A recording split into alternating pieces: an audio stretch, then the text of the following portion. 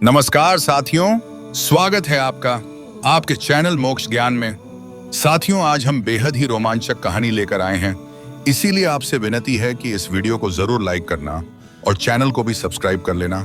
और हाँ, हमें कमेंट करके ये भी बताना कि आप इस वीडियो को कहाँ से देख रहे हैं और आप किस तरह की वीडियो देखना चाहते हो। हमें कमेंट करके जरूर बताना, तो हम आपके अनुसार वही वीडियो लेकर आते रहेंगे।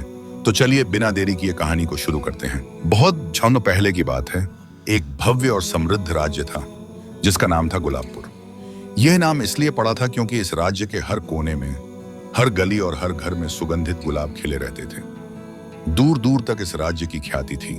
यहाँ के राजा महेंद्र सेन न्यायप्रिय और प्रजावत्सल थे और उनकी रानी विशालक्षी अपनी दया और ममता के लिए प्रसिद्ध थी। इस युगल की एकमात्र संतान थी राजकुमारी रोहिणी। रोहिणी अपने नाम के अनुरूप ही तेजस्विनी और मनमोहक थी। उसकी सुंदरता की तुलना अक्सर गुलाब की सबसे नाजुक पंखुड़ी से की जाती थी। उसकी आंखें ऐसी थीं जैसे भोर की पहली किरण, और मुस्कान इतनी मधुर कि सूखे हुए फूलों में भी जान भर दे। रोहिणी सिर्फ सुंदर ही नहीं थी, वह कला, संगीत और साहित्य में भी पारंगत थी। वह अक्सर अपने महल के बगीचों में घंटों समय बिताती, जहां वह अपने पसंदीदा गुलाबों के बीच अपनी कविताएं लिखती थी। उसकी खूबसूरती और गुणों की कहानियां पड़ोसी राज्यों में भी फैली हुई थीं। लेकिन राजा महेंद्र सेन ने अपनी राजकुमारी को बाहरी दुनिया से बहुत दूर महल की चारदीवारी के भीतर ही रखा था। उनकी चिंता जायज थी क्योंकि रोहिणी उनके बुढ़ापे का एकमात्र सहारा थी। एक दिन पड़ोसी राज्य सिंहगढ़ का राजकुमार आदित्य सेन अपने राज्य के लिए कुछ विशेष जड़ी बूटियां और मसाले खरीदने गुलाबपुर के बाजार में आया। सिंहगढ़ अपनी योद्धाओं और रणकौशल के लिए जाना जाता था, और राजकुमार आदित्य सेन स्वयं एक कुशल योद्धा था। उसका व्यक्तित्व मजबूत और आत्मविश्वास से भरा हुआ था।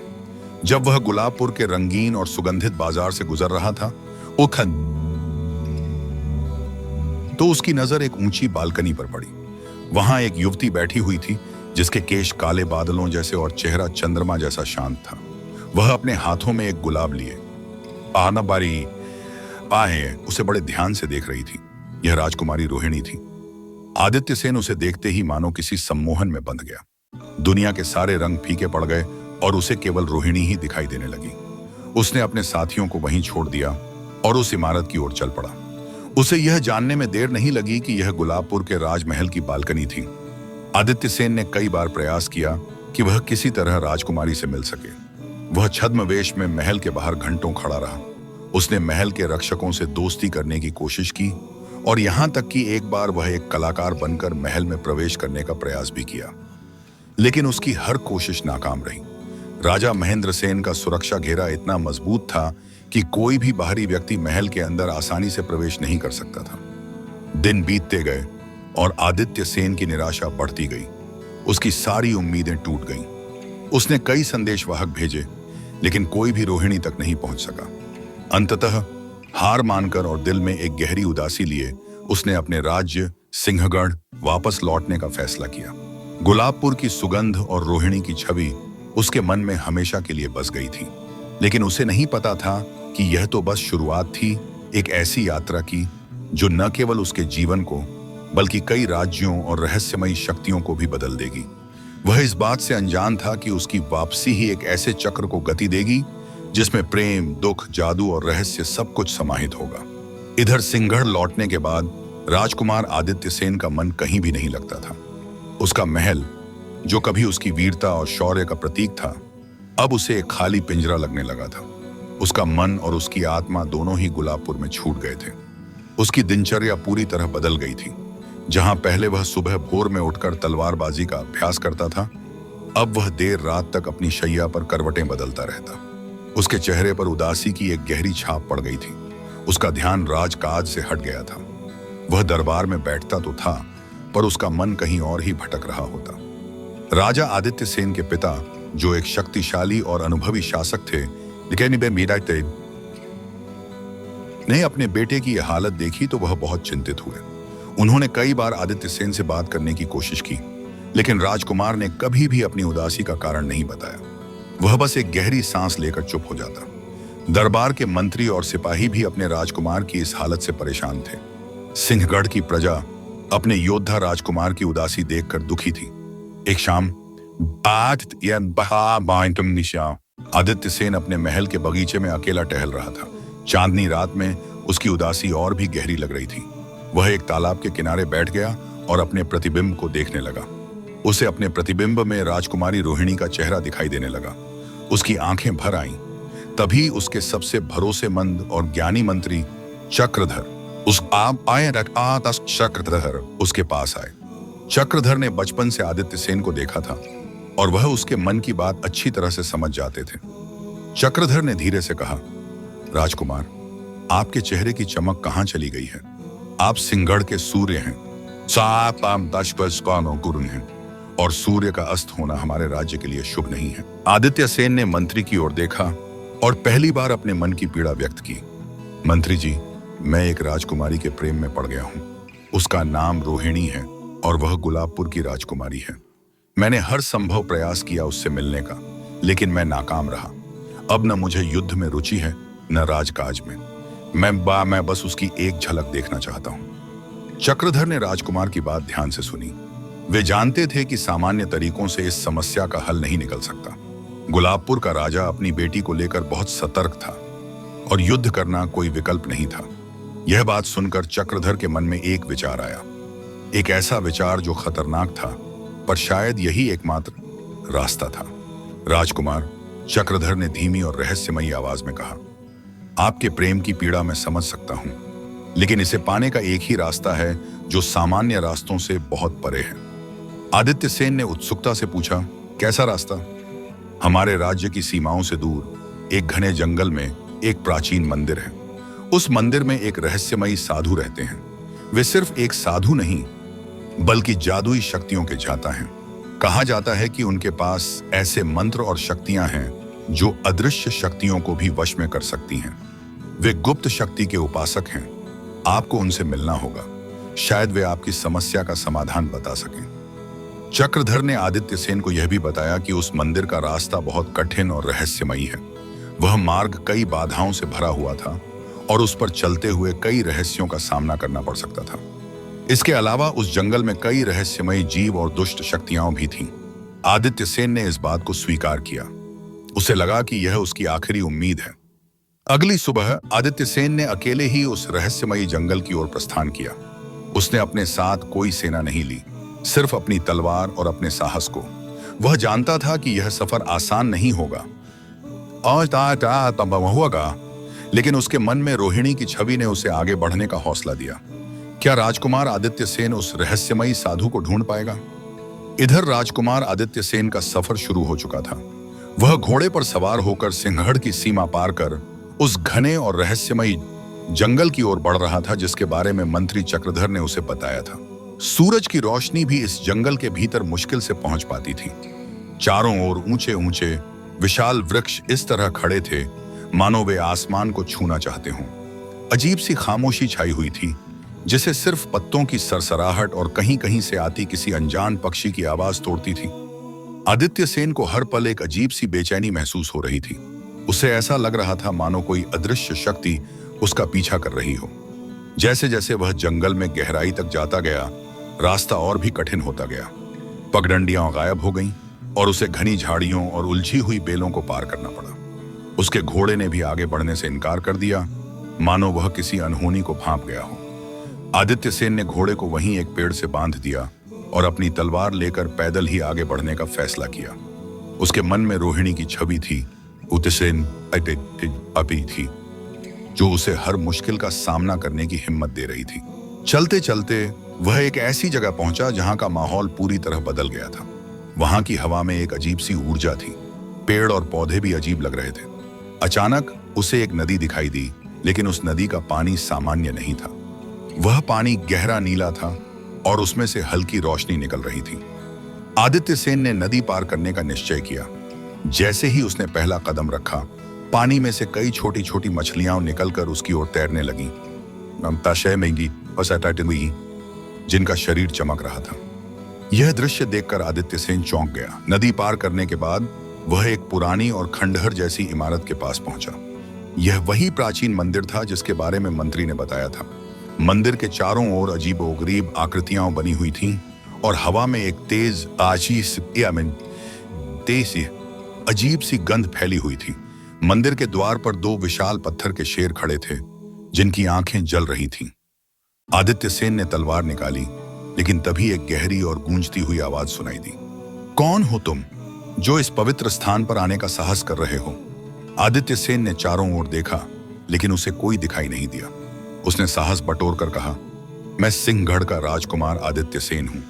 मैं एक महान साधु की तलाश में आया हूं। तभी मंदिर के अंदर से एक वृद्ध व्यक्ति बाहर आया। उसके बाल और दाढ़ी पूरी तरह सफेद थे और उसका चेहरा झुर्रियों से भरा हुआ था। उसकी आंखें इतनी तेज थीं कि वे आदित्य सेन के मन के भीतर तक झांक रही थीं। उसके हाथों में एक लकड़ी का डंडा था जिस पर कुछ रहस्यमयी निशान बने हुए थे। वह एक साधु नहीं, नहीं, बल्कि उससे कहीं ज्यादा लग रहा था। यह महामंत्र था जिसकी जादुई शक्तियों के बारे में मंत्री ने बताया था। महामंत्र ने आदित्य सेन से कहा, मैंने तुम्हारे मन की पीड़ा को महसूस किया है। तुम एक राजकुमारी के प्रेम में यहां तक आए हो, लेकिन प्रेम का मार्ग इतना सरल नहीं है राजकुमार। तुम्हें जो चाहिए उसे पाने के लिए तुम्हें एक बड़ा मूल्य चुकाना होगा। आदित्य सेन ने बिना झिझके जवाब दिया, मुझे मंजूर है। मैं किसी भी कीमत पर अपनी रोहिणी को पाना चाहता हूं। महामंत्र ने एक रहस्यमयी मुस्कान के साथ कहा, ठीक है, तो सुनो। गुलाबपुर में एक जादूगरनी रहती है। उसकी शक्तियां इतनी विशाल हैं कि वह सपनों को हकीकत में बदल सकती है। मैं तुम्हें एक विशेष यंत्र दूंगा जो सिर्फ तुम्हारी मदद कर सकता है, लेकिन उस जादूगरनी को ढूंढने का रास्ता तुम्हें खुद तलाशना होगा। वह हर किसी को अपनी शक्तियां नहीं देती। तुम्हें उसकी शक्तियों को पाने के लिए उसे साबित करना होगा कि तुम उस प्यार के लायक हो। महामंत्र ने आदित्य सेन को एक छोटा चमकता हुआ क्रिस्टल दिया और कहा, यह तुम्हें सही रास्ता दिखाएगा, लेकिन सावधान रहना, इस रास्ते पर हर कदम पर खतरा है। तुम्हारे साथ बहुत सी अजीब चीजें होंगी। आदित्य सेन ने क्रिस्टल लिया और महामंत्र का धन्यवाद किया। महामंत्र ने अचानक अपने हाथ हवा में उठाए और एक तेज रोशनी चमकी। अगले ही पल आदित्य सेन ने खुद को वापस जंगल के बाहर अपने घोड़े के पास पाया। उसे लगा कि वह एक सपना देख रहा था, लेकिन उसके हाथ में चमकता हुआ क्रिस्टल इस बात का सबूत था कि यह सब सच था। इधर महामंत्र से आशीर्वाद और एक चमकता हुआ क्रिस्टल लेकर आदित्य सेन उस घने जंगल से बाहर निकला। उसे अब पता था कि उसका अगला लक्ष्य गुलाबपुर में रहने वाली एक रहस्यमयी जादूगरनी को ढूंढना है। क्रिस्टल उसके हाथ में था और वह हल्की नीली रोशनी बिखेर रहा था, मानो उसे रास्ता दिखा रहा हो। आदित्य सेन ने अपने घोड़े पर सवार होकर क्रिस्टल की दिशा का अनुसरण करना शुरू किया। क्रिस्टल ने उसे गुलाबपुर की बाहरी सीमा की ओर निर्देशित किया, लेकिन नगर में प्रवेश करने के बजाय वह उसे एक पुरानी सुनसान पहाड़ी की ओर ले गया।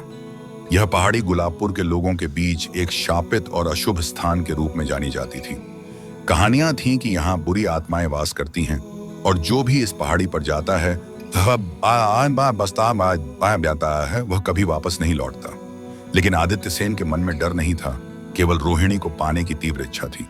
पहाड़ी के ऊपर एक पुराना और खंडहर सा महल दिखाई दे रहा था। महल के चारों ओर का वातावरण बहुत शांत और भयानक था। कोई पक्षी नहीं चहचहा रहा था और हवा में अजीब सी गंध थी। जैसे ही आदित्य सेन ने महल के मुख्य द्वार के पास कदम रखा, दो विशाल काले कुत्ते जिनकी आंखें आग की तरह चमक रही थीं, उसकी ओर गुर्राते हुए दौड़े। आदित्य सेन ने अपनी तलवार निकाली और साहस के साथ उनसे लड़ा। वह एक कुशल योद्धा था, लेकिन ये कुत्ते सामान्य नहीं थे। वे अदृश्य शक्तियों से युक्त थे जो हर वार से पहले गायब हो जाते थे। बहुत संघर्ष के बाद आदित्य सेन ने उन्हें हरा दिया। महल के अंदर प्रवेश करने पर उसने देखा कि वहां की हवा ठंडी और नम थी। दीवारों पर मकड़ी के जाले और चमगादड़ लटके हुए थे। तभी एक तेज हवा चली और महल के बीचों बीच एक आकृति दिखाई दी। यह एक वृद्ध महिला थी जिसकी आंखें काली और गहरी थीं। उसके बाल बिखरे हुए थे और उसने काले रंग के वस्त्र पहने हुए थे। यह कोई और नहीं बल्कि वही जादूगरनी थी जिसकी तलाश में आदित्य सेन यहां तक आया था। उसका नाम कालाया था। कालाया ने अपनी तीखी आवाज में कहा, तुम कौन हो और तुम मेरे इस एकांत महल में क्या कर रहे हो? आदित्य सेन ने साहस के साथ उत्तर दिया, मैं सिंहगढ़ का राजकुमार आदित्य सेन हूं। मैं आपके पास मदद मांगने आया हूं। मैं गुलाबपुर की राजकुमारी रोहिणी से प्रेम करता हूं। और मैं उसे अपने जीवन में पाना चाहता हूं। कालाया ने जोर से हंसते हुए कहा, तुम इतने सीधे और भोले हो राजकुमार। क्या तुम्हें लगता है कि मैं तुम्हें अपनी शक्तियां इतनी आसानी से दे दूंगी? मेरे जादू की कीमत बहुत बड़ी होती है। तुम मेरे महल में तभी ठहर सकते हो जब तुम मेरे दिए गए 3 इम्तिहानों को पास कर पाओगे। कालाया का पहला इम्तिहान बहुत ही अजीब था। उसने आदित्य सेन को एक बंद कमरे में ले जाकर कहा, इस कमरे में कई जादुई दर्पण हैं। इन दर्पणों में से एक दर्पण तुम्हें तुम्हारी सबसे बड़ी गलती दिखाएगा, दूसरा दर्पण तुम्हारी सबसे बड़ी कमजोरी और तीसरा तुम्हारी सबसे बड़ी ताकत। तुम्हें इन तीनों को पहचानना होगा और बताना होगा कि तुम्हारे मन में क्या चल रहा है। आदित्य सेन ने चुनौती स्वीकार कर ली। वह कमरे में गया और एक एक करके दर्पणों के सामने खड़ा हुआ। पहले दर्पण में उसे अपनी हताशा और निराशा दिखाई दी जब वह रोहिणी से नहीं मिल पाया था। दूसरे दर्पण में उसे अपने पिता के प्रति अपने कर्तव्य को भूलने की कमजोरी दिखाई दी और तीसरे में उसे अपनी वीरता और रोहिणी के प्रति उसका सच्चा प्रेम दिखाई दिया। उसने कालाया को सब कुछ सच सच बताया। कालाया ने यह सुनकर मुस्कुराते हुए कहा, तुमने अपनी कमजोरियों और ताकतों को पहचाना, यह अच्छी बात है, लेकिन यह तो बस शुरुआत है। अब मेरा दूसरा इम्तिहान सुनो। आदित्य सेन को अब एक और बड़ी चुनौती का सामना करना था। उसे यह भी पता नहीं था कि यह जादूगरनी उसकी मदद करेगी या नहीं। लेकिन उसके पास अब कोई और रास्ता नहीं था। वह रोहिणी को पाने के लिए किसी भी हद तक जाने को तैयार था। इधर कालाया, जादूगरनी की मुस्कान और भी गहरी हो गई जब उसने देखा कि राजकुमार आदित्य सेन ने पहला इम्तिहान इतनी आसानी से पास कर लिया था। उसकी आंखें आदित्य सेन की ओर इस तरह देख रही थीं मानो वह उसकी आत्मा की गहराइयों को भांप रही हो। राजकुमार, कालाया ने अपनी रहस्यमयी आवाज में कहा, तुमने अपनी कमजोरियों और ताकतों को बखूबी पहचाना, लेकिन इंसान की सबसे बड़ी परीक्षा तब होती है जब उसे अपने डर का सामना करना पड़ता है। मेरा दूसरा इम्तिहान यही है। तुम्हें अपने सबसे बड़े डर का सामना करना होगा। यह कहकर कालाया ने अपने हाथ हवा में उठाए और एक काले रंग का धुआं चारों ओर फैल गया। धुआं छटा तो आदित्य सेन ने खुद को एक भयानक अंधेरी गुफा के अंदर पाया। गुफा की दीवारों से पानी टपक रहा था और वहां एक दुर्गंध फैली हुई थी। हवा में एक अजीब सी चीख की गूंज सुनाई दे रही थी। उसके कानों में चुभ रही थी। आदित्य सेन ने अपनी तलवार निकाल ली और सतर्क हो गया। उसे यह समझ नहीं आ रहा था कि यह क्या हो रहा है और यह भी नहीं कि उसे अपने किस डर का सामना करना है। तभी गुफा के अंदर से एक भयानक डरावनी परछाई उसकी ओर बढ़ने लगी। परछाई का कोई निश्चित आकार नहीं था। वह कभी एक राक्षस का रूप ले लेती तो कभी एक भयानक जानवर का। परछाई की आंखें लाल थीं और उनमें से आग निकल रही थी। आदित्य सेन ने तलवार से उस पर वार करने की कोशिश की, लेकिन तलवार परछाई के आर पार चली गई, मानो वह हवा में वार कर रहा हो। यह सिर्फ एक परछाई नहीं है राजकुमार। एक आवाज उसके कानों में गूंजी। यह आवाज कालाया की थी। यह तुम्हारे मन का डर है, तुम्हारी सबसे बड़ी असुरक्षा। यह डर है कि तुम रोहिणी को कभी नहीं पा पाओगे, कि तुम्हारा प्रेम व्यर्थ है। जैसे ही आदित्य सेन ने यह सुना, परछाई ने रोहिणी का रूप ले लिया। लेकिन यह रोहिणी नहीं थी, बल्कि रोहिणी की एक डरावनी और विकृत छवि थी। इस छवि के चेहरे पर कोई भावना नहीं थी और उसकी आंखें खाली थीं। यह छवि हंसी और उसकी हंसी इतनी भयानक थी कि आदित्य सेन का दिल कांप गया। छवि ने कहा, तुम मुझे कभी नहीं पा पाओगे राजकुमार। तुम्हारा प्रेम अधूरा है। तुम एक ऐसे सपने के पीछे भाग रहे हो जो कभी पूरा नहीं होगा। यह देखकर आदित्य सेन का हौसला टूटने लगा। उसके मन में निराशा और संदेह ने घर कर लिया। वह पीछे हटने लगा, लेकिन तभी उसे महामंत्र का दिया हुआ क्रिस्टल याद आया। उसने अपनी मुट्ठी में क्रिस्टल को कसकर पकड़ लिया। क्रिस्टल ने हल्की रोशनी बिखेरी और उस रोशनी ने आदित्य सेन के मन में रोहिणी की वास्तविक छवि को वापस ला दिया। उसकी मधुर मुस्कान, उसकी शांत आंखें और उसका निर्दोष चेहरा। यह वह रोहिणी थी जिसे उसने गुलाबपुर की बालकनी में देखा था। आदित्य सेन ने आंखें बंद की और अपने मन में दोहराया, मेरा प्यार झूठा नहीं है, मेरी इच्छा सच्ची है।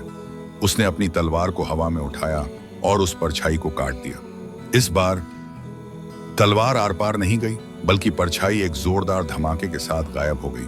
गुफा में रोशनी फैल गई और आदित्य सेन ने खुद को वापस कालाया के सामने पाया।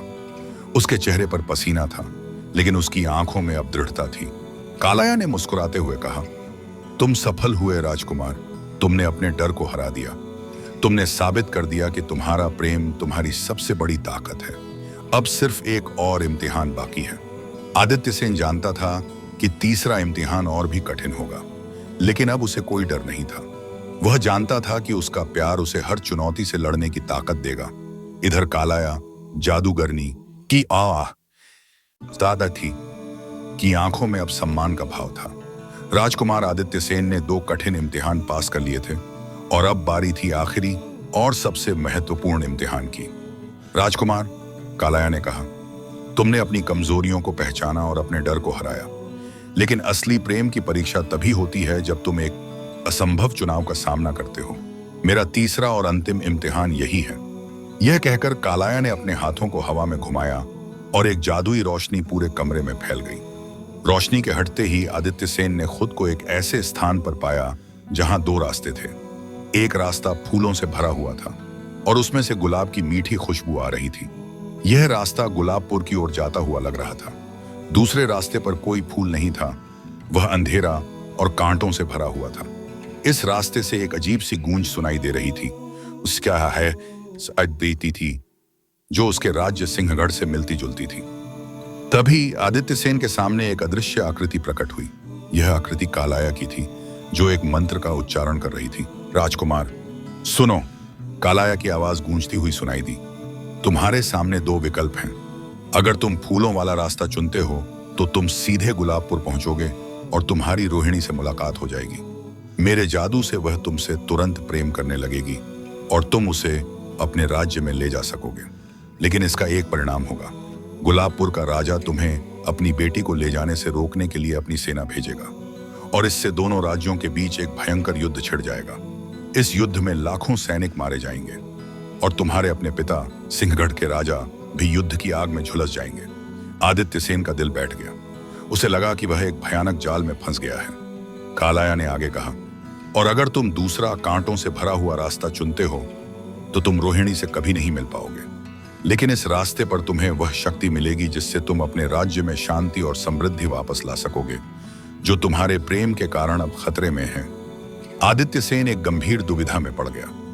एक तरफ उसका प्रेम था, जिसकी खातिर उसने इतनी मुसीबतें झेली थी। दूसरी तरफ उसके पिता, उसका राज्य और उसकी प्रजा थी। एक सच्चा राजकुमार और योद्धा होने के नाते उसका पहला कर्तव्य उसकी प्रजा की रक्षा करना था। वह रोहिणी को पाने के लिए अपने पिता और अपनी प्रजा को खतरे में नहीं डाल सकता था। उसने गहरी सांस ली और अपनी आंखें बंद कर ली। उसके मन में रोहिणी की छवि आई, लेकिन इस बार वह उसके चेहरे पर उदासी नहीं देख रहा था। उसे लगा मानो रोहिणी भी उसे सही रास्ता चुनने का संकेत दे रही हो। सच्चे प्रेम का मतलब सिर्फ पाना नहीं होता, बल्कि त्याग करना भी होता है। राजकुमार ने आखिरकार अपना फैसला लिया। उसने फूलों वाले रास्ते को छोड़ दिया और कांटों से भरे अंधेरे रास्ते पर कदम रखा। मेरा प्यार सच्चा है, लेकिन मेरा कर्तव्य भी सच्चा है, उसने खुद से कहा। अगर रोहिणी भी मुझे सच्चा प्यार करती है तो वह मेरी इस मजबूरी को समझेगी। मैं उसे युद्ध की आग में नहीं झोंक सकता। जैसे ही उसने कांटों भरे रास्ते पर पहला कदम रखा, चारों ओर एक तेज रोशनी चमकी। यह रोशनी इतनी चमकदार थी कि आदित्य सेन ने अपनी आंखें बंद कर लीं। जब उसने आंखें खोली, उसे ये तो उसने खुद को वापस कालाया के सामने पाया। कालाया ने मुस्कुराते हुए कहा, तुमने अपनी परीक्षा पास कर ली राजकुमार। तुमने त्याग को चुना। तुमने साबित कर दिया कि तुम्हारा प्रेम स्वार्थ से परे है। तुम एक सच्चे प्रेमी और एक सच्चे राजकुमार हो। कालाया ने अपने हाथों को हवा में उठाया और एक मंत्र का उच्चारण किया। उसके हाथों से एक सुनहरी रोशनी निकली जो आदित्य सेन के चारों ओर एक सुरक्षा कवच की तरह लिपट गई। यह मेरी जादुई शक्ति है, कालाया ने कहा। यह तुम्हें रोहिणी तक पहुंचने का रास्ता दिखाएगी, लेकिन यह तुम्हें सिर्फ एक अवसर देगी। तुम रोहिणी को अपनी भावनाओं से प्रभावित कर सकते हो, लेकिन तुम उसे अपने जादू से मजबूर नहीं कर सकते। अगर वह तुमसे प्रेम नहीं करती तो मेरा जादू काम नहीं करेगा। अब तुम्हारी नियति तुम्हारे हाथों में है। आदित्य सेन ने कालाया का धन्यवाद किया और अपने घोड़े पर सवार होकर गुलाबपुर की ओर चला गया। अब उसके पास जादू था, लेकिन उसे पता था कि सबसे बड़ी शक्ति प्रेम में है। वह रोहिणी को पाने के लिए अब और भी अधिक दृढ़ निश्चयी था, लेकिन इस बार उसका तरीका अलग था। क्या आदित्य सेन रोहिणी को अपनी ओर आकर्षित कर पाएगा? इधर राजकुमार आदित्य सेन धन सकूं कालाया से मिली जादुई शक्तियों और एक नई उम्मीद के साथ अपने राज्य सिंहगढ़ वापस लौट आया। उसका मन अब पहले की तरह निराशा से भरा हुआ नहीं था, बल्कि उसमें एक नई दृढ़ता और शांति थी। उसके चेहरे पर उदासी की जगह एक गहरा आत्मविश्वास दिखाई दे रहा था। जब वह महल पहुंचा तो मंत्री चक्रधर और उसके पिता राजा दोनों उसे देखकर हैरान रह गए। उन्हें लगा था कि वह हमेशा के लिए खो गया है या फिर उसने अपनी जान जोखिम में डाल दी है। बेटा जी, तुम कहां चले गए थे? हम कितने चिंतित थे, राजा ने अपने बेटे को गले लगाते हुए कहा। आदित्य सेन ने अपने पिता और मंत्री को बताया कि वह एक महान साधु और एक जादूगरनी से मिला था और उसने अपनी यात्रा का हर विवरण उन्हें सुनाया। उसने कालाया के दिए गए 3 इम्तिहानों, अपने डर का सामना करने और अंत में अपने राज्य की खातिर अपने प्रेम को त्यागने के बारे में सब कुछ बताया। उसने यह भी बताया कि कैसे कालाया ने उसे एक शक्ति दी है जो उसे अपनी नियति खुद बनाने में मदद करेगी। यह सुनकर राजा बहुत प्रसन्न हुए। उन्हें अपने बेटे पर गर्व हुआ कि उसने अपने राज्य के कर्तव्य को अपने निजी प्रेम से ऊपर रखा। चक्रधर भी आश्चर्यचकित थे कि उनकी सलाह ने इतना बड़ा प्रभाव डाला था। राजकुमार, चक्रधर ने कहा, अब आपके पास एक ऐसी शक्ति है जो सिर्फ जादू से नहीं बल्कि आपके सच्चे हृदय से पैदा हुई है। लेकिन यह ध्यान रखना कि यह शक्ति तभी काम करेगी जब आप सही समय पर इसका उपयोग करें। उसी रात आदित्य सेन अपनी शैया पर लेटा हुआ था, लेकिन उसे नींद नहीं आ रही थी। वह अपनी आंखों के सामने रोहिणी की छवि को देख रहा था। उसके मन में एक ही सवाल था, क्या उसका प्रेम इतना शक्तिशाली है कि वह रोहिणी के दिल को भी छू सकेगा? तभी उसे महामंत्र की आवाज सुनाई दी जो उसके दिमाग में गूंज रही थी। राजकुमार, प्रेम के 2 पक्ष होते हैं, एक होता है पाना और दूसरा होता है खोना। तुम्हारा प्रेम अभी अधूरा है क्योंकि तुमने त्याग तो किया है, लेकिन अभी भी पाने की इच्छा बाकी है। तुम्हें रोहिणी को अपनी ओर आकर्षित करने के लिए एक ऐसा कार्य करना होगा जो सिर्फ तुम्हारे लिए नहीं बल्कि पूरे गुलाबपुर के लिए भी महत्वपूर्ण हो। आदित्य सेन ने उठकर बैठते हुए पूछा, महामंत्र, आप मुझसे क्या चाहते हैं? आवाज ने जवाब दिया, गुलाबपुर में एक प्राचीन शाप है जो धीरे धीरे गुलाबों को मुरझा रहा है। यह शाप किसी दुष्ट जादूगर के कारण हुआ है।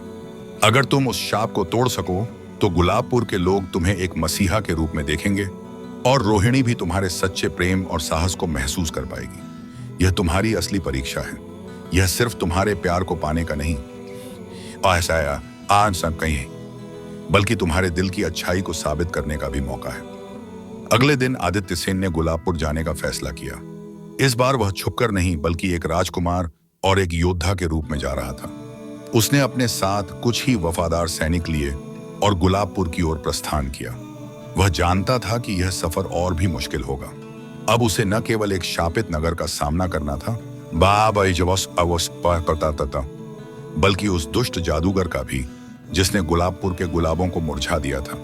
इधर राजकुमार आदित्य सेन अपने चुने हुए सैनिकों के साथ गुलाबपुर पहुंचा।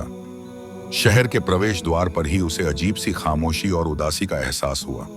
जो गुलाबपुर कभी सुगंध और रंगों से महकता था, आज वहां हर तरफ मुरझाए हुए काले पड़े गुलाब दिखाई दे रहे थे। हवा में एक अजीब तीखी गंध थी जो ताजगी की जगह बीमारी का एहसास करा रही थी। लोग अपने घरों के अंदर बंद थे और उनके चेहरे पर डर और हताशा साफ दिखाई दे रही थी। आदित्य सेन ने तुरंत अपने एक सैनिक को भेजा ताकि वह राजा महेंद्र सेन को उसके आने की सूचना दे सके। गुलाबपुर के राजा महेंद्र सेन ने जब यह सुना कि सिंहगढ़ का राजकुमार यहाँ आया है तो वह आश्चर्यचकित हुए। उन्हें लगा कि आदित्य सेन युद्ध की घोषणा करने आया है, लेकिन जब उन्होंने देखा कि आदित्य सेन केवल कुछ सैनिकों के साथ आया है और उसके चेहरे पर कोई शत्रुता नहीं बल्कि सहानुभूति है, तो उन्होंने उसे महल में आने की अनुमति दी। महल में प्रवेश करते ही आदित्य सेन ने रोहिणी को दूर से देखा। वह पहले से अधिक उदास लग रही थी और उसकी आंखों में एक अजीब सी उदासी थी। वह महल के बगीचे में बैठी थी जहां कभी रंग बिरंगे गुलाब खिले रहते थे, लेकिन अब वहां सब कुछ मुरझा चुका था। रोहिणी के चेहरे पर एक ऐसी पीड़ा थी जिसे देखकर आदित्य सेन का दिल टूट गया। उसे लगा कि वह सिर्फ रोहिणी को पाने नहीं बल्कि उसकी पीड़ा को दूर करने के लिए भी आया है। आदित्य सेन ने राजा महेंद्र सेन से मुलाकात की। और उनसे हाथ जोड़कर कहा, महाराज, मैं यहाँ युद्ध के लिए नहीं बल्कि आपके राज्य की मदद करने आया हूँ। मुझे ज्ञात हुआ है कि आपके राज्य पर किसी दुष्ट शक्ति का शाप है और मैं उसे तोड़ने के लिए आया हूँ। राजा महेंद्र सेन ने शंका से कहा, तुम ऐसा क्यों करोगे? तुम तो हमारे शत्रु राज्य के राजकुमार हो। तभी आदित्य सेन ने अपनी यात्रा का पूरा वृत्तांत बताया। उसने महामंत्र और जादूगरनी कालाया के बारे में बताया और कैसे उसे यह भविष्यवाणी मिली कि वह इस शाप को तोड़ सकता है। राजा ने सब कुछ सुनकर विश्वास नहीं किया, लेकिन आदित्य सेन के चेहरे पर सच्चाई और ईमानदारी देखकर वह थोड़ा नरम पड़ गए। अगर तुम सच बोल रहे हो तो तुम इस शाप को कैसे तोड़ोगे? कई साधु और जादूगरों ने प्रयास किया, लेकिन कोई सफल नहीं हुआ। राजा ने पूछा। मुझे नहीं पता महाराज, आदित्य सेन ने विनम्रता से कहा, लेकिन मुझे विश्वास है कि मेरा सच्चा प्रेम मुझे सही रास्ता दिखाएगा। उसी समय महल के द्वार पर एक रहस्यमयी साधु प्रकट हुए। उनके चेहरे पर तेज था और उनके वस्त्र साधारण थे। वह कोई और नहीं बल्कि वही महामंत्र थे जिनसे आदित्य सेन जंगल में मिला था। महामंत्र ने सभी को देखकर कहा, इस शाप को तोड़ना तभी संभव है जब कोई सच्चा प्रेमी अपने प्रेम की शक्ति का बलिदान दे। यह शाप एक ऐसे दुष्ट जादूगर का है जो प्रेम की शक्ति से नफरत करता है। वह जादूगर किसी और राज्य का नहीं बल्कि इसी गुलाबपुर का है, और वह हमेशा से रोहिणी को अपनी जादुई शक्तियों से पाना चाहता था। लेकिन जब वह इसमें सफल नहीं हुआ तो उसने यह शाप फैला दिया। यह रहस्य सुनकर सभी चौंक गए। आदित्य सेन को समझ आ गया कि उसे क्या करना है। उसे न केवल उस शाप को तोड़ना था बल्कि उस दुष्ट जादूगर को भी ढूंढना था। यह एक बहुत ही बड़ी और खतरनाक चुनौती थी, लेकिन आदित्य सेन तैयार था। वह रोहिणी के लिए कुछ भी करने को तैयार था। इधर राजकुमार आदित्य सेन और महामंत्र ने मिलकर उस दुष्ट जादूगर का पता लगाने का निश्चय किया जिसने गुलाबपुर को शापित किया था। महामंत्र ने बताया कि वह जादूगर किसी और राज्य से नहीं बल्कि इसी गुलाबपुर का निवासी है। उसका नाम अघोर है। अघोर कभी एक सामान्य जादूगर था, लेकिन वह रोहिणी की सुंदरता पर मोहित हो गया था। जब उसने देखा कि राजा महेंद्र सेन अपनी बेटी को किसी भी बाहरी व्यक्ति से नहीं मिलने देते, तो उसका प्रेम ईर्ष्या में बदल गया। उसने रोहिणी को अपनी जादुई शक्तियों से वश में करने की कोशिश की, लेकिन रोहिणी के दिल की पवित्रता और उसके माता पिता के प्यार का सुरक्षा कवच इतना मजबूत था कि अघोर का कोई भी जादू उस पर काम नहीं कर सका। इस असफलता से क्रोधित होकर उसने अपनी शक्तियों का दुरुपयोग करना शुरू कर दिया। उसने एक ऐसा भयानक मंत्र बनाया जिसने गुलाबपुर के गुलाबों से उनकी सुंदरता और खुशबू छीन ली। उसका मानना था कि अगर वह गुलाबपुर को उसकी सबसे बड़ी पहचान से वंचित कर देगा तो रोहिणी भी उदास हो जाएगी और शायद तब वह उसके पास आ जाएगी। आदित्य सेन और महामंत्र ने अघोर को उसके छिपे हुए ठिकाने में खोजने का फैसला किया। महामंत्र ने अपनी जादुई शक्तियों का उपयोग किया और एक चमकदार प्रकाश की किरण छोड़ी जो उन्हें एक गुप्त रास्ते की ओर ले गई। यह रास्ता गुलाबपुर के सबसे पुराने और सबसे घने जंगल में छिपा हुआ था। जंगल के भीतर एक पुरानी सूखी हुई नदी के पास अघोर का ठिकाना था। उसकी गुफा में प्रवेश करने पर आदित्य सेन ने देखा कि वहां पर जादुई शक्तियां बिखरी हुई थीं और चारों ओर अजीब सी आकृतियां घूम रही थीं। गुफा के बीच में एक काली वेदी थी जिस पर अघोर बैठा हुआ था, कुछ रहस्यमयी मंत्रों का जाप कर रहा था। वह अपने चारों ओर एक काला घेरा बनाए हुए था जो उसे बाहरी शक्तियों से बचा रहा था। कौन हो तुम जो मेरे एकांत में विघ्न डालने आए हो? अघोर ने चिल्लाकर कहा। आदित्य सेन ने अपनी तलवार निकाली और कहा, मैं सिंहगढ़ का राजकुमार आदित्य सेन हूं और मैं यहां तुम्हारे इस दुष्ट शाप को तोड़ने आया हूं। अघोर जोर से हंसा। तुम अकेले एक साधारण तलवार के साथ मेरे जादू का मुकाबला नहीं कर सकते राजकुमार। मेरे पास ऐसी शक्तियां हैं जो तुम्हारे प्रेम को एक पल में राख कर सकती हैं। आदित्य सेन ने अपने दिल में कालाया से मिली जादुई शक्ति को महसूस किया। उसने अपनी तलवार को आगे किया और उस पर रोहिणी के प्रति अपने सच्चे प्रेम को केंद्रित किया। उसकी तलवार से एक सुनहरी रोशनी निकली और उसने अघोर के काले घेरे को भेद दिया। अघोर चौंक गया क्योंकि उसने कभी नहीं सोचा था कि कोई प्रेम की शक्ति से उसके जादू को तोड़ पाएगा। अघोर और आदित्य सेन के बीच एक भयंकर युद्ध शुरू हो गया। अघोर ने कई तरह के जादुई वार किए। उसने आग के गोले फेंके और भयानक जीव बनाए। लेकिन आदित्य सेन ने अपनी तलवार और अपनी हिम्मत से उनका सामना किया। महामंत्र ने भी आदित्य सेन की मदद की। उन्होंने अपने मंत्रों से अघोर की शक्तियों को कमजोर कर दिया। अचानक अघोर ने एक अंतिम शक्तिशाली मंत्र का उच्चारण किया। उसने एक भयानक बादल बनाया जो सीधे गुलाबपुर की ओर जा रहा था। यह बादल गुलाबों पर पड़े शाप को और भी मजबूत करने वाला था। तुम मुझे रोक नहीं सकते राजकुमार, अघोर ने कहा। यह बादल गुलाबपुर को हमेशा के लिए एक बंजर भूमि बना देगा। आदित्य सेन को एहसास हुआ कि अब उसके पास सिर्फ एक ही मौका है। उसे अपने प्रेम की शक्ति का अंतिम बलिदान देना होगा। इधर अघोर के जादुई बादल को गुलाबपुर की ओर जाते देख आदित्य सेन को एहसास हुआ कि अब उसके पास समय नहीं है। उसने महामंत्र की ओर देखा और कहा, मुझे पता है कि मुझे क्या करना है। अघोर जोर से हंस रहा था। तुम मुझे रोक नहीं सकते राजकुमार।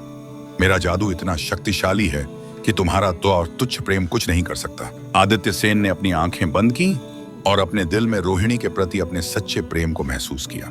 उसने अपने मन में उन सभी क्षणों को याद किया जब वह रोहिणी की एक झलक पाने के लिए बेचैन था। वह अपने राज्य के कर्तव्य और रोहिणी के प्रति अपने प्रेम के बीच की दुविधा को भी याद किया और उसने महसूस किया कि उसका प्रेम अब सिर्फ पाने की इच्छा नहीं बल्कि देने की भावना बन चुका था। उसने अपनी मुट्ठी में कालाया का दिया हुआ क्रिस्टल कसकर पकड़ लिया और अपने प्रेम की सारी ऊर्जा उसमें भर दी। फिर उसने अपनी तलवार हवा में उठाई और चिल्लाया, मेरा प्रेम मेरी शक्ति है।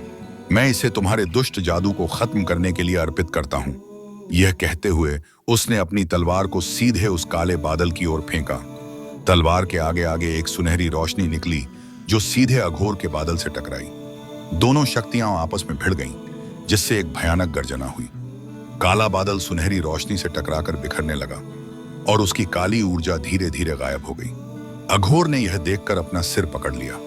उसका शाप टूट चुका था और उसकी जादुई शक्ति कमजोर पड़ने लगी थी। महामंत्र ने इस अवसर का लाभ उठाया और अपने शक्तिशाली मंत्रों से अघोर को एक पत्थर की मूर्ति में बदल दिया। जैसे ही शाप टूटा, गुलाबपुर में एक चमत्कार हुआ। मुरझाए हुए गुलाब फिर से खिलने लगे। उनकी पंखुड़ियां फिर से लाल, गुलाबी और सफेद होने लगीं और उनकी मीठी खुशबू हवा में फैल गई। लोगों के चेहरे पर खुशी और आश्चर्य का भाव था। उसी समय रोहिणी महल के बगीचे में बैठी हुई थी। उसने महसूस किया कि उसकी उदासी दूर हो रही है। जब उसने अपने चारों ओर देखा तो उसने पाया कि सभी मुरझाए हुए गुलाब फिर से खिल उठे हैं। उसे समझ नहीं आया कि यह कैसे हुआ, लेकिन उसके दिल में एक अजीब सी खुशी की लहर दौड़ गई।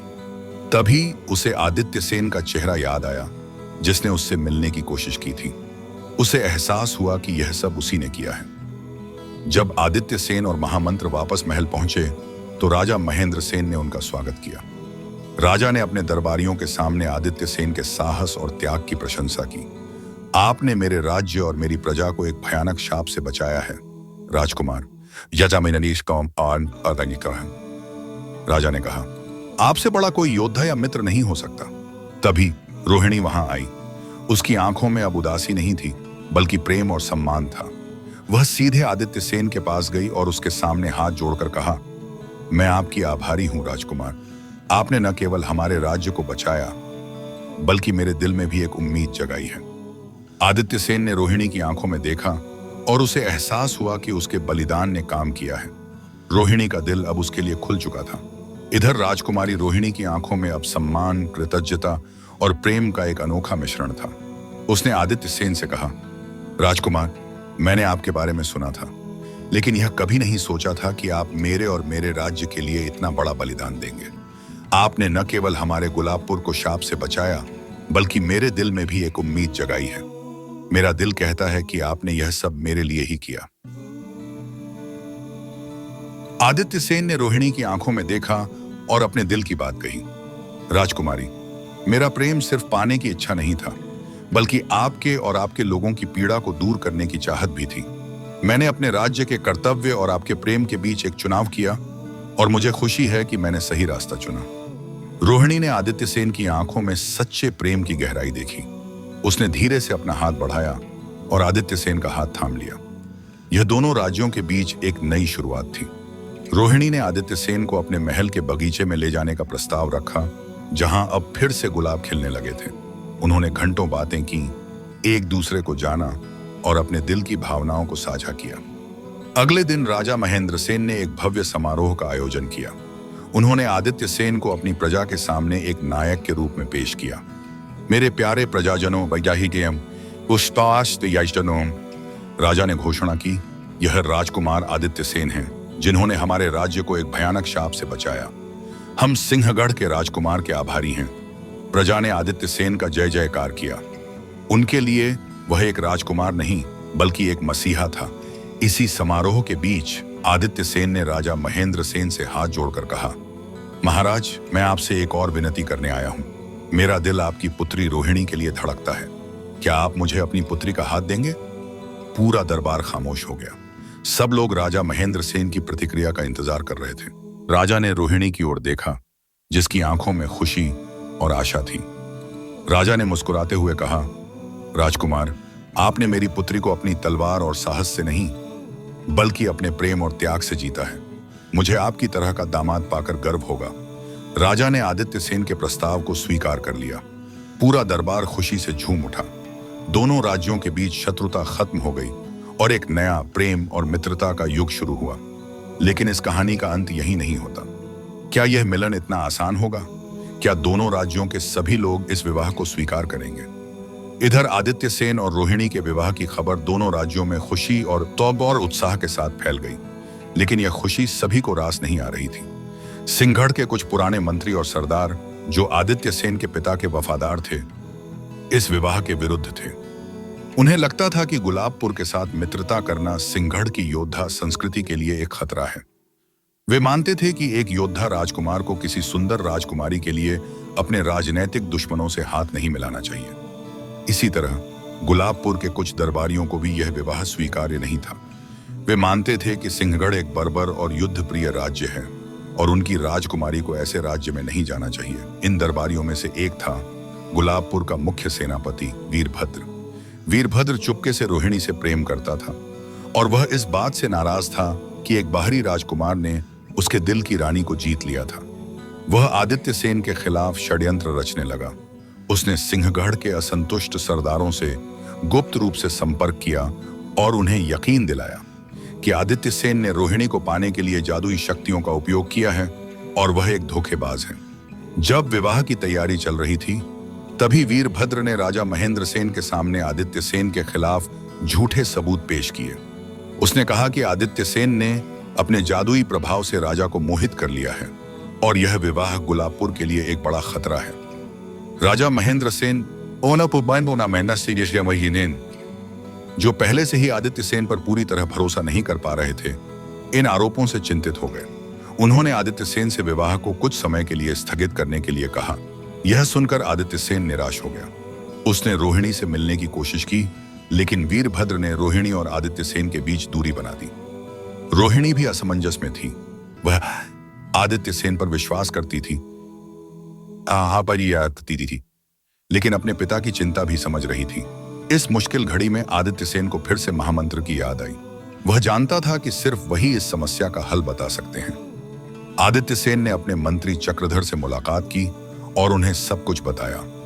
चक्रधर ने उसे सलाह दी कि वह महामंत्र से मिलने के लिए उसी जंगल में वापस जाए जहां वह पहले गया था। आदित्य सेन ने तुरंत यात्रा शुरू की। जब वह महामंत्र की गुफा में पहुंचा तो उसने देखा कि साधु ध्यान में लीन थे। जब साधु ने अपनी आंखें खोली तो आदित्य सेन ने उनसे अपनी पीड़ा व्यक्त की। महामंत्र, मेरा प्रेम सच्चा है, है, लेकिन मुझे लगता है कि यह प्रेम हमारे दोनों राज्यों के लिए एक नया संकट ला रहा है। मैं क्या करूं? महामंत्र ने मुस्कुराते हुए कहा, राजकुमार, प्रेम को सिर्फ जीतना नहीं होता बल्कि उसे साबित भी करना होता है। तुम्हारी अगली परीक्षा यह है कि तुम वीरभद्र के षड्यंत्र का पर्दाफाश करो। इसके लिए तुम्हें एक और रहस्यमयी यात्रा करनी होगी। महामंत्र ने आदित्य सेन को एक पुराना नक्शा दिया जिस पर कुछ रहस्यमयी निशान थे। यह नक्शा तुम्हें अदृश्य शक्तियों के मंदिर तक ले जाएगा। यह मंदिर एक ऐसी जगह है जहां से तुम अपनी जादुई शक्तियों को मजबूत कर सकते हो और अपने विरोधियों के षड्यंत्रों को देख सकते हो। लेकिन यह मंदिर बहुत ही खतरनाक जगह पर है जहां तुम्हें कई रहस्यमयी प्राणियों और मुश्किलों का सामना करना पड़ेगा। आदित्य सेन ने महामंत्र को धन्यवाद दिया और अपनी यात्रा शुरू की। वह जानता था कि यह सिर्फ एक और परीक्षा नहीं थी, बल्कि उसके प्रेम और उसके राज्य के भविष्य को बचाने का एक मौका था। इधर आदित्य सेन का अगला सफर अदृश्य शक्तियों के मंदिर की ओर बेहद खतरनाक था। यह मंदिर एक ऐसी जगह पर था जहां तक पहुंचना लगभग असंभव था। नक्शे पर दिए गए निशानों के अनुसार यह मंदिर एक ऐसे पर्वत पर स्थित था जो लगातार अपनी जगह बदलता रहता था।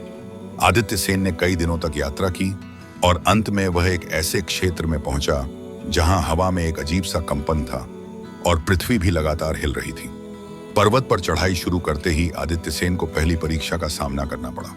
उसकी राह में एक विशाल चमकदार सांप प्रकट हुआ जिसकी आंखें नीले रंग की थीं। सांप ने आदित्य सेन से कहा, तुम तभी आगे जा सकते हो जब तुम अपनी सबसे बड़ी इच्छा का त्याग करो। आदित्य सेन ने सोचा और समझा कि उसकी सबसे बड़ी इच्छा रोहिणी को पाना है, लेकिन उसने खुद से कहा कि वह पहले ही अपने प्रेम को पाने की चाहत को अपने राज्य के कर्तव्य के लिए त्याग चुका है। उसने सांप से कहा, मैंने अपने प्रेम को पाने की इच्छा को अपने राज्य के कर्तव्य के लिए त्याग दिया है, क्या तुम्हें कोई और त्याग चाहिए? सांप ने उसकी बात सुनकर सिर झुकाया और गायब हो गया। दूसरी परीक्षा और भी कठिन थी। जैसे ही वह आगे बढ़ा, उससे अपनी ही छवि दिखाई दी। यह छवि एक राजकुमार की नहीं बल्कि एक साधारण व्यक्ति की थी जो उदास था और रोहिणी को खोने के डर से कांप रहा था। यह उसके मन का डर था जो उसके आत्मविश्वास को तोड़ना चाहता था। छवि ने कहा, तुम अपनी तलवार और अपनी शक्ति से जीत सकते हो, लेकिन तुम अपने दिल को नहीं बदल सकते। तुम रोहिणी को कभी नहीं पा सकते। आदित्य सेन ने मुस्कुराते हुए कहा, मैं जानता हूं कि मेरा प्यार सच्चा है और मेरी शक्ति मेरे दिल से आती है। तुम मुझे मेरे डर से नहीं हरा सकते। आदित्य सेन ने अपनी तलवार निकाली और उस परछाई को काट दिया। परछाई एक धुएं के रूप में गायब हो गई। जैसे ही वह मंदिर के द्वार तक पहुंचा, उसे तीसरी और सबसे बड़ी परीक्षा का सामना करना पड़ा। मंदिर का द्वार दो विशाल पत्थर के हाथियों से घिरा हुआ था जिनकी आंखें जल रही थीं। हाथियों ने एक साथ चिल्लाते हुए कहा, हमें एक रहस्य बताओ जो सिर्फ तुम्हारे दिल में छिपा है, और वह रहस्य किसी और को नहीं पता होना चाहिए। आदित्य सेन ने यह सुनकर सोचा कि अगर वह अपनी कोई रहस्यमयी बात बता देगा तो वह कमजोर हो जाएगा। तभी उसे एहसास हुआ कि सच्चा प्रेम कभी भी रहस्य नहीं होता। उसने हाथ जोड़कर कहा, मेरे दिल का सबसे गहरा रहस्य यह है कि मैं रोहिणी से अपने प्यार को दुनिया के सामने लाना चाहता हूं।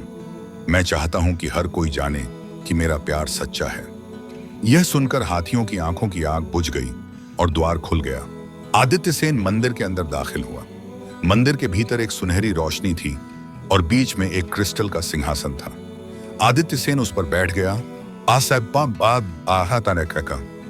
और तभी उसे अपने दिल में एक नई शक्ति का एहसास हुआ।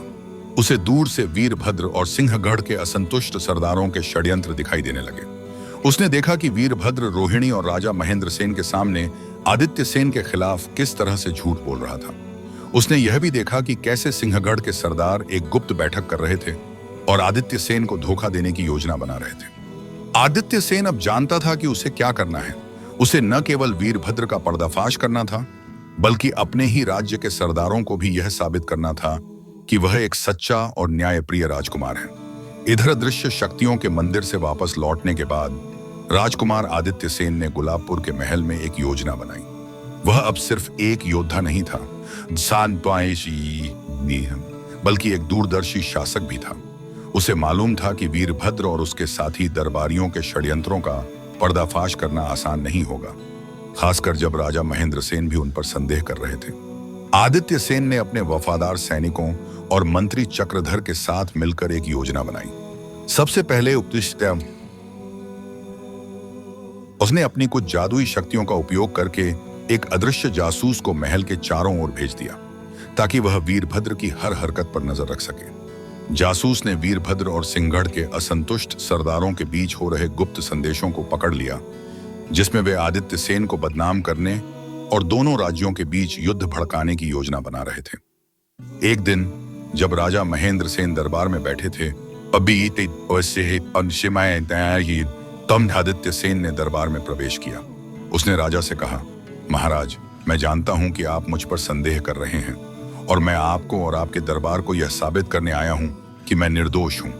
वीरभद्र ने तुरंत कहा, राजकुमार, आपके पास क्या सबूत है? आप एक जादूगर हैं और हमें अपनी शक्तियों से धोखा दे रहे हैं। आदित्य सेन ने मुस्कुराते हुए कहा, सबूत मेरे पास नहीं बल्कि तुम्हारे पास है, सेनापति वीरभद्र। यह सुनकर वीरभद्र चौंक गया। आदित्य सेन ने अपने जादुई प्रभाव से उन सभी संदेशों को हवा में प्रकट कर दिया जो वीरभद्र ने सिंहगढ़ के सरदारों को भेजे थे। संदेशों में वीरभद्र की सारी योजनाएं लिखी हुई थीं, जिसमें वह आदित्य सेन को धोखेबाज साबित करने और रोहिणी को पाने के लिए युद्ध शुरू करने का षड्यंत्र रच रहा था। राजा महेंद्र सेन और सभी दरबारी यह देखकर स्तब्ध रह गए। रोहिणी की आंखों में खुशी और राहत के आंसू थे। उसने तुरंत आदित्य सेन के पास आकर कहा, मैं जानती थी कि तुम निर्दोष हो वीरभद्र। चापा, जिसका चेहरा अपमान से लाल हो गया था, उसने अपनी तलवार निकाली और आदित्य सेन पर हमला करने की कोशिश की, लेकिन आदित्य सेन ने अपनी तलवार निकाली और वीरभद्र के हमले को रोक दिया। दोनों के बीच एक छोटा सा द्वंद्व हुआ जिसमें वीरभद्र हार गया। राजा महेंद्र सेन ने वीरभद्र को बंदी बनाने का आदेश दिया और उसे उसके अपराधों के लिए दंडित किया। उन्होंने आदित्य सेन से माफी मांगी और कहा, राजकुमार, मैं अपने संदेह के लिए शर्मिंदा हूं। तुमने न केवल मेरे राज्य को बचाया बल्कि मेरी पुत्री और मेरे परिवार को भी बचाया। मैं आपको एक सच्चा राजकुमार और एक योग्य दामाद मानकर बहुत खुश हूं। अब जब सारे षड्यंत्रों का पर्दाफाश हो चुका था तो आदित्य सेन और रोहिणी के विवाह की तैयारी फिर से शुरू हो गई। इस बार कोई भी इस विवाह के खिलाफ नहीं था। दोनों राज्यों के बीच प्रेम और शांति का एक नया अध्याय शुरू होने वाला था। लेकिन क्या यह सब इतना आसान होगा? क्या वीरभद्र का पेचुका अंतिम षड्यंत्र और भी गहरा था? और क्या रोहिणी और आदित्य सेन का मिलन उनके जीवन में और कोई रहस्यमयी चुनौती लाएगा? इधर राजकुमार आदित्य सेन ने वीरभद्र का पर्दाफाश कर दिया था, लेकिन उसे यह नहीं पता था कि वीरभद्र का षड्यंत्र सिर्फ एक राजनीतिक साजिश तक सीमित नहीं था। अपनी गिरफ्तारी से पहले वीरभद्र ने चुपके से एक छोटा सा काला क्रिस्टल अपने हाथ से गिरा दिया था। यह क्रिस्टल उसी दुष्ट जादूगर अघोर की शक्ति का एक हिस्सा था जिसे वीरभद्र ने अघोर से तब प्राप्त किया था जब वह गुलाबपुर के गुलाबों को शापित कर रहा था।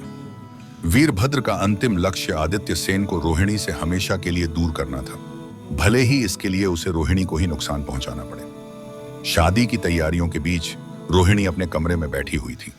वह आदित्य सेन से मिलने के लिए उत्सुक थी। तभी उसे अपने बिस्तर के पास एक अजीब सी चमकती हुई चीज दिखाई दी। यह वही काला क्रिस्टल था जो वीरभद्र ने गिराया था। रोहिणी ने उत्सुकता से उसे उठा लिया। जैसे ही उसने क्रिस्टल को छुआ, वह उसके हाथ से चिपक गया। क्रिस्टल ने तुरंत अपनी काली शक्ति रोहिणी के शरीर में प्रवेश कराना शुरू कर दिया।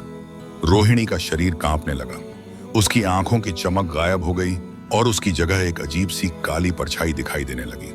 उसके दिल में आदित्य सेन के लिए जो प्रेम था वह धीरे धीरे नफरत में बदल गया। उसने अपने हाथों से अपनी सारी चूड़ियां तोड़ दी और अपने खूबसूरत बालों को बिखेर दिया। उसकी आवाज एक कर्कश और ठंडी आवाज में बदल गई। वह अब रोहिणी नहीं बल्कि एक दुष्ट शक्ति से वश में की हुई कठपुतली बन गई थी। जब आदित्य सेन रोहिणी से मिलने आया तो उसने अपनी आंखों पर विश्वास नहीं किया। रोहिणी ने उसे देखते ही चिल्लाकर कहा, दूर रहो धोखेबाज, तुम मेरे प्यार के लायक नहीं हो। आदित्य सेन को यह सुनकर गहरा आघात पहुंचा। वह समझ नहीं पा रहा था कि क्या हुआ। उसने रोहिणी को समझाने की कोशिश की, लेकिन वह किसी भी बात को सुनने को तैयार नहीं थी। उसने आदित्य सेन पर हमला भी करने की कोशिश की, जिससे महल में सब लोग हैरान रह गए। राजा महेंद्र सेन और रानी विशालक्षी ने अपनी बेटी की यह हालत देखी तो उनका दिल टूट गया। वे रोहिणी की इस मानसिक और शारीरिक पीड़ा को देखकर बहुत दुखी थे। सभी ने सोचा कि आदित्य सेन ने रोहिणी पर कोई जादू किया है ताकि वह उससे विवाह कर सके। आदित्य सेन ने तुरंत महामंत्र से संपर्क किया। महामंत्र ने जब रोहिणी की यह दशा देखी तो वह समझ गए कि यह वीरभद्र का अंतिम षड्यंत्र था। राजकुमार, महामंत्र ने कहा, यह वीरभद्र की शक्ति नहीं बल्कि अघोर की शक्ति है जिसे उसने रोहिणी के दिल में स्थापित कर दिया है। इस शक्ति को सिर्फ प्रेम की शक्ति से ही हटाया जा सकता है, लेकिन यह आसान नहीं होगा। आदित्य सेन जानता था कि यह उसके जीवन की सबसे कठिन परीक्षा है। उसे न केवल अपनी रोहिणी को इस बुरी शक्ति से बचाना था बल्कि अपने प्रेम की सच्चाई भी साबित करनी थी। इस बार लड़ाई तलवारों से नहीं बल्कि दिलों से होने वाली थी। इधर राजकुमारी रोहिणी का व्यवहार इतना बदल गया था कि पूरा महल सदमे में था। वह अब किसी से बात नहीं करती थी और जब कोई उसके पास जाने की कोशिश करता तो वह गुस्से में चिल्लाने लगती थी। आदित्य सेन ने महामंत्र से पूछा, मुझे क्या करना चाहिए? मैं उसे इस हालत में नहीं देख सकता। महामंत्र ने कहा, राजकुमार तुम्हें रोहिणी के दिल तक पहुंचना होगा। यह कोई शारीरिक घाव नहीं है बल्कि एक आत्मिक पीड़ा है। इसका इलाज सिर्फ सच्चा प्रेम ही कर सकता है। उन्होंने आदित्य सेन को एक रहस्यमयी विधि बताई। इस विधि के अनुसार आदित्य सेन को रोहिणी के दिल में बसी उस काली शक्ति को कमजोर करने के लिए उसके प्रति अपने प्रेम की शक्ति का उपयोग करना था। अगले दिन आदित्य सेन रोहिणी के कमरे में गया। रोहिणी उसे देखते ही चिल्लाई, दूर रहो मसूसम, मैं तुमसे नफरत करती हूं। उसकी आंखें काली शक्ति से चमक रही थीं। आदित्य सेन बिना डरे उसके पास गया। उसने अपनी तलवार नहीं बल्कि अपने हाथ में एक गुलाब लिया जो गुलाबपुर के बगीचे में फिर से खिल गया था। उसने रोहिणी के सामने घुटने टेक दिए और कहा, रोहिणी, तुम जो भी कहो मुझे फर्क नहीं पड़ता। मैं तुमसे प्यार करता हूं। हमारा प्यार सच्चा है। तुम इसे भूल सकती हो लेकिन मैं कभी नहीं भूलूंगा। रोहिणी ने अपने हाथों से उस गुलाब को छीनने की कोशिश की, लेकिन जब उसने गुलाब को छुआ तो उसे एक अजीब सी गर्माहट महसूस हुई। यह आदित्य सेन के प्रेम की शक्ति थी जो उस गुलाब के माध्यम से रोहिणी के दिल में प्रवेश कर रही थी। रोहिणी का शरीर कांपने लगा और वह पीछे हटने लगी। आदित्य सेन ने हार नहीं मानी। वह हर दिन रोहिणी के पास जाता और उसे उनके प्रेम के बारे में बताता।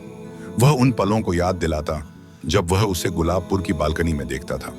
वह अपने दिल की गहराइयों से रोहिणी के लिए कविताएं पढ़ता और उसके लिए गाने गाता।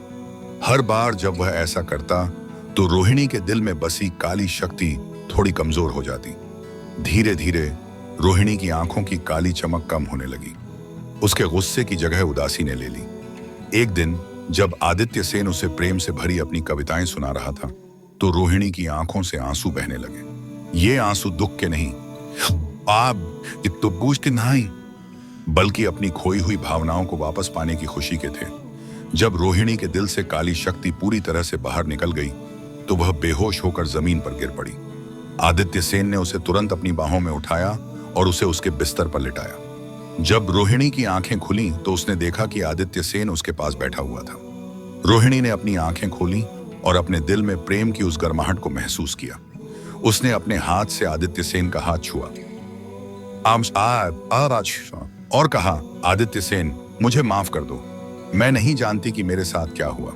आदित्य सेन ने रोहिणी को गले लगा लिया और कहा, तुमने कुछ नहीं किया रोहिणी। यह एक भयानक शाप था जो अब दूर हो चुका है। हमारा प्यार ही हमें बचा सकता है। अब रोहिणी और आदित्य सेन का प्रेम एक बार फिर से जीवित हो चुका था। लेकिन क्या उनके जीवन की सारी चुनौतियां खत्म हो गई थीं? इधर रोहिणी के ठीक होने के बाद महल में खुशी की लहर दौड़ गई।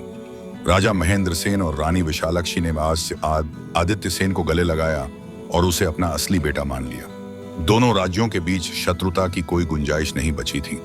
अब विवाह की तैयारी पूरी हो चुकी थी और विवाह की तारीख तय हो गई। लेकिन आदित्य सेन के मन में एक बात खटक रही थी।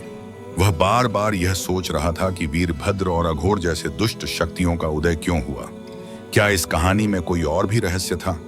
वह जानता था कि इस यात्रा की शुरुआत महामंत्र ने की थी और सिर्फ वही इन सभी रहस्यों का जवाब दे सकते थे। एक दिन आदित्य सेन अकेले महामंत्र के पास गया। वह महामंत्र की गुफा में पहुंचा जहां चारों ओर जादुई ऊर्जा का संचार हो रहा था।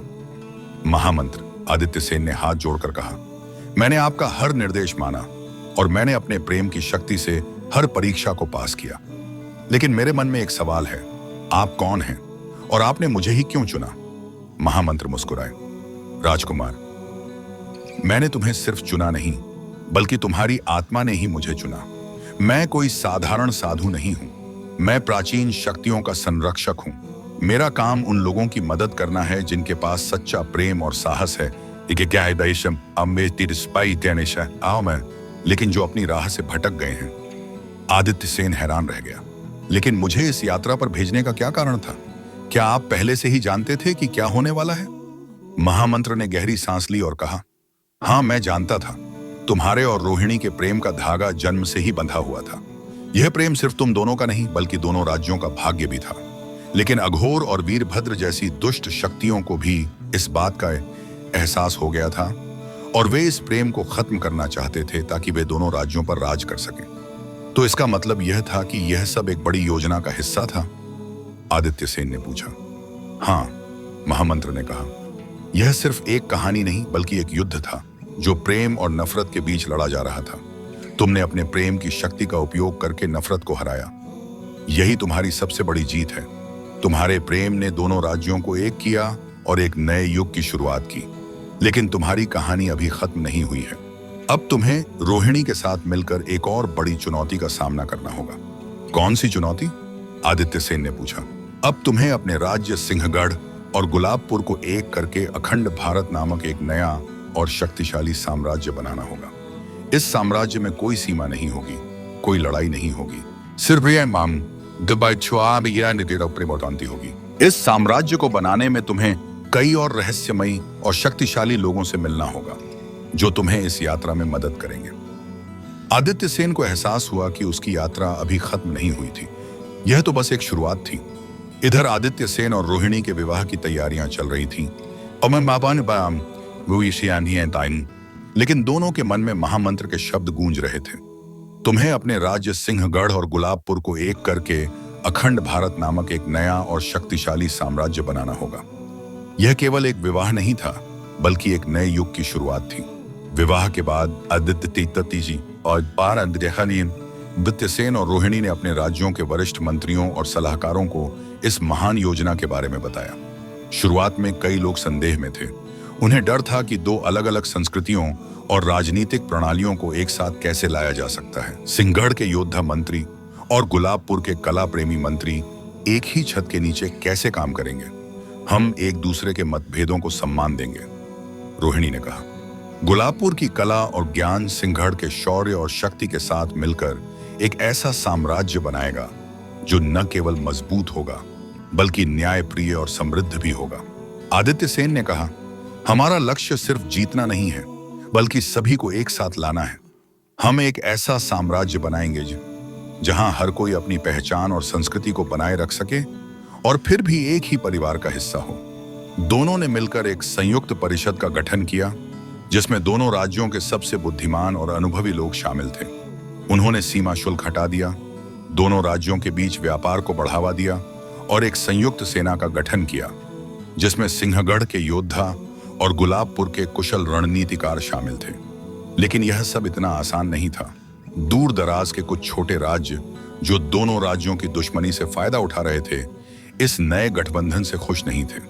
उन्होंने इस नए साम्राज्य को चुनौती देने का फैसला किया। उन्होंने गुप्त रूप से अपने सैनिकों को संगठित किया और अखंड भारत की सीमा पर हमले शुरू कर दिए। आदित्य सेन और रोहिणी को एक साथ मिलकर इस नई चुनौती का सामना करना था। उन्होंने अपनी संयुक्त सेना का नेतृत्व किया। आदित्य सेन ने अपनी तलवारबाजी और रणनीति से दुश्मनों को हराया, ये बस है पूरा है, जबकि रोहिणी ने अपनी बुद्धिमत्ता और कूटनीति से कई छोटे राज्यों को शांतिपूर्वक इस नए साम्राज्य में शामिल होने के लिए राजी कर लिया। उनकी यात्रा अब और भी रोमांचक हो गई थी। वे एक एक करके राज्यों को जीत रहे थे, लेकिन तलवारों से नहीं, बलिदाई और शहर है बल्कि दिलों से। इधर अखंड भारत के उदय का सफर तेजी से आगे बढ़ रहा था। राजकुमार आदित्य सेन और राजकुमारी रोहिणी ने कई छोटे राज्यों को अपने में मिला लिया था, कुछ को प्रेम और शांति से और कुछ को अपनी संयुक्त सेना की ताकत से। उनका नाम दूर दूर तक फैल गया था। लोग उन्हें एक आदर्श राजा और रानी के रूप में देखने लगे थे। लेकिन जैसा कि महामंत्र ने भविष्यवाणी की थी, यह सफर इतना आसान नहीं था। एक दिन जब आदित्य सेन और रोहिणी अपनी सेना के साथ एक महत्वपूर्ण युद्ध की योजना बना रहे थे तभी उनके शिविर में एक रहस्यमयी व्यक्ति का आगमन हुआ। वह एक विशालकाय योद्धा था जिसकी आंखें आग की तरह जल रही थीं और उसने काले रंग का कवच पहना हुआ था। उसके चेहरे पर एक भयानक घाव था और वह बहुत ही शक्तिशाली लग रहा था। यह कोई और नहीं बल्कि काली छाया नामक एक सेनापति था जिसके बारे में कहा जाता था कि वह किसी भी युद्ध में कभी नहीं हारा था। काली छाया ने सीधे आदित्य सेन के सामने जाकर कहा, राजकुमार, मैंने तुम्हारे शौर्य के बारे में बहुत कुछ सुना है। तुम एक सच्चे प्रेमी और एक शक्तिशाली राजा हो, लेकिन मैं तुम्हें और तुम्हारे इस अखंड भारत के सपने को खत्म करने आया हूं। आदित्य सेन ने पूछा, तुम कौन हो और तुम ऐसा क्यों करना चाहते हो? मेरा नाम काली छाया है, उसने कहा, और मैं उस दुष्ट जादूगर अघोर का सबसे बड़ा समर्थक हूं जिसे तुमने हराया था। अघोर ने मुझे एक ऐसी शक्ति दी है जो मुझे अमर बना सकती है, और मैं वैश्य यह शक्ति केवल तुम्हें हराकर और इस नए साम्राज्य को खत्म करके ही प्राप्त कर सकता हूं। मैं यहां तुम्हें एक द्वंद्व युद्ध के लिए चुनौती देने आया हूं। यह सुनकर रोहिणी और आदित्य सेन के मंत्री घबरा गए। वे जानते थे कि काली छाया एक बहुत ही खतरनाक योद्धा था और उसे हराना लगभग असंभव था, लेकिन आदित्य सेन ने चुनौती स्वीकार कर ली। वह जानता था कि यह सिर्फ एक युद्ध नहीं, बल्कि उसके प्रेम और उसके राज्य के भविष्य की अंतिम परीक्षा थी। अगले दिन युद्ध का मैदान तैयार हुआ। एक तरफ आदित्य सेन था, जिसने अपने प्रेम की शक्ति से कई युद्ध जीते थे, और दूसरी तरफ काली छाया था, जो नफरत और बदले की भावना से भरा हुआ था। दोनों के बीच एक भयंकर द्वंद्व शुरू हुआ। काली छाया ने अपनी तलवार से कई जादुई वार किए, लेकिन आदित्य सेन ने अपनी तलवार और अपनी हिम्मत से उनका सामना किया। रोहिणी, महामंत्र रही और अन्य लोग यह सब देख रहे थे। वे जानते थे कि इस युद्ध का परिणाम दोनों राज्यों का भविष्य तय करेगा। अगर आदित्य सेन हार गया तो सब कुछ खत्म हो जाएगा, लेकिन अगर वह जीत गया तो अखंड भारत का सपना साकार हो जाएगा। इधर राजकुमार आदित्य सेन और सेनापति काली छाया के बीच द्वंद्व युद्ध अपने चरम पर पहुंच गया था। काली छाया अपनी अमरता की शक्ति और नफरत से भरा हुआ था, जबकि आदित्य सेन अपने सच्चे प्रेम और न्याय के विश्वास से लड़ रहा था। काली छाया ने अपनी तलवार से आग और बिजली के वार किए, लेकिन आदित्य सेन ने अपनी ढाल से उन सबको रोक दिया। तभी आदित्य सेन ने एक चाल चली। उसने अपनी तलवार को छोड़ दिया और काली छाया की ओर खाली हाथों से बढ़ा। यह देखकर काली छाया हंसा। तुम मूर्ख हो राजकुमार, मूर्ख हो राजकुमार, तुम अपनी सबसे बड़ी शक्ति का त्याग कर रहे हो। नहीं, आदित्य सेन ने कहा, मेरी सबसे बड़ी शक्ति मेरी तलवार नहीं, बल्कि मेरा दिल है। यह कहते हुए आदित्य सेन ने अपनी आंखें बंद कर लीं और रोहिणी के प्रति अपने सच्चे प्रेम को महसूस किया। उसने अपने मन में उन सभी क्षणों को याद किया जब वह रोहिणी की एक झलक पाने के लिए तरसता था, जब उसने अपने राज्य के लिए अपने प्रेम का त्याग किया, और जब उसने अपनी जान जोखिम में डालकर रोहिणी को शाप से बचाया। आदित्य सेन की आंखों से एक आंसू निकला, जो सीधे उसकी छाती पर गिरा। उसी पल उसके शरीर से एक सुनहरी रोशनी निकलने लगी। यह रोशनी इतनी शक्तिशाली थी कि काली छाया की काली शक्तियां कमजोर पड़ने लगीं। काली छाया चिल्लाया, यह क्या है? यह इतनी शक्तिशाली ऊर्जा कहां से आ रही है? आदित्य सेन ने आंखें खोलीं और उनकी आंखों में प्रेम और करुणा की एक चमक थी। उसने काली छाया के कवच को छुआ और उसी पल काली छाया का शरीर कांपने लगा। उसके अंदर की नफरत और काली शक्तियां पिघलने लगीं। काली छाया का शरीर कमजोर हो गया और वह जमीन पर गिर पड़ा। उसकी आंखों से आंसू बहने लगे। मुझे माफ कर दो राजकुमार, काली छाया ने कहा। मैं नफरत और बदले की भावना में इतना अंधा हो गया था कि मैंने प्रेम की शक्ति को अनदेखा कर दिया। तुमने मुझे हरा नहीं, बल्कि मुझे बचाया है। आदित्य सेन ने काली छाया को उठाया और उसे गले लगा लिया। उसने कहा, कोई भी नफरत से नहीं जीत सकता, सिर्फ प्रेम से ही जीत सकता है। इस दृश्य को देखकर सभी लोग भावुक हो गए। रोहिणी दौड़कर आदित्य सेन के पास गई और उसे गले लगा लिया। दोनों ने मिलकर उस महान विजय का जश्न मनाया। काली छाया ने अपने हथियार डाल दिए और आदित्य सेन का सबसे वफादार सलाहकार बन गया। उसने आदित्य सेन और रोहिणी को अपने राज्यों को अखंड भारत में मिलाने में मदद की। महामंत्र भी वहां प्रकट हुए। राजकुमार, उन्होंने कहा, तुमने अपनी सभी परीक्षाओं को पास कर लिया है। तुमने एक ऐसे साम्राज्य का निर्माण किया है जो तलवार से नहीं, आससा नहीं, बल्कि प्रेम से बना है। तुम्हारा प्रेम अब अमर हो चुका है। आदित्य सेन और रोहिणी ने मिलकर अखंड भारत का निर्माण किया। उनके राज्य में कोई सीमा नहीं थी, कोई दुश्मनी नहीं थी, सिर्फ प्रेम, शांति और समृद्धि थी। उनकी कहानी एक किंवदंती बन गई जो हर युग में सुनाई जाने लगी, यह बताने के लिए कि सच्चा प्रेम हर बाधा को पार कर सकता है, हर चुनौती का सामना कर सकता है और अंत में हमेशा जीतता है। और इस तरह राजकुमार आदित्य सेन और राजकुमारी रोहिणी की कहानी का दुखद अंत नहीं हुआ, बल्कि एक नए और सुंदर युग की शुरुआत हुई।